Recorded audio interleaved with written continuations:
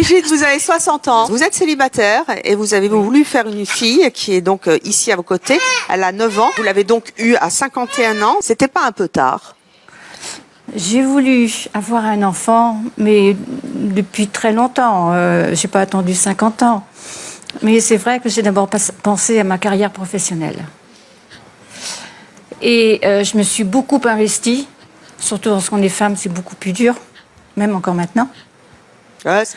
Et donc je ne comptais pas mes horaires, les journées, les week-ends, les vacances. Je pensais avoir un enfant, mais je ne pouvais pas. J'avais pas le temps même de rencontrer quelqu'un où c'était très fugace, quoi. Et puis l'âge venant, à 40 ans, je me suis dit bon, il est grand temps que je laisse tomber ma carrière. Bon, j'ai réussi à peu près comme je le voulais, mais je veux un enfant. Et donc?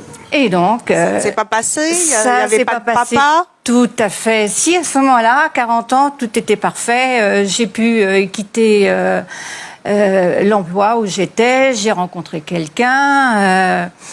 Et puis, je suis allée voir le médecin, le gynécologue, en me disant, bon, visite de routine, voilà, je voudrais un enfant, bon, dites-moi que je suis bien, quoi, et puis c'est bon. Ah, mais c'était pas du tout comme ça que ça s'est passé. Donc, j'ai eu des soucis de santé pendant des années, l'un après l'autre. Donc, en gros, vous ne pouviez pas avoir d'enfant? En gros, je ne pouvais pas avoir d'enfant. Ou si j'en avais un, il tombait, au bout d'un mois, 2 mois, il n'y avait rien à faire. Parce qu'à partir de 40 ans, ça devient un petit peu plus compliqué. Voilà, donc à 50 ans... À 50 ans, je vois l'âge, effectivement, les années qui passent. Quelle décision vous avez prise? Et puis à 49 ans, je me disais quand même 50, après... Il faut laisser tomber. Ce sera trop tard. Et puis, à l'inverse, je me suis retrouvée toute seule. Bon, je me dis maintenant, je n'attends plus le prince charmant. J'habite dans le sud de la France. En France, bon, on m'écoute pas. Alors, j'ai traversé la frontière. Vous êtes allé où? Je suis allée en Espagne et je suis allée à Barcelone. Bon, j'ai fait beaucoup de recherches quand même. Et à Barcelone, vous avez fait quoi? Et à Barcelone, j'ai trouvé une clinique spécialisée et j'ai fait ce qu'on appelle une FIV. Et Aurore est arrivée.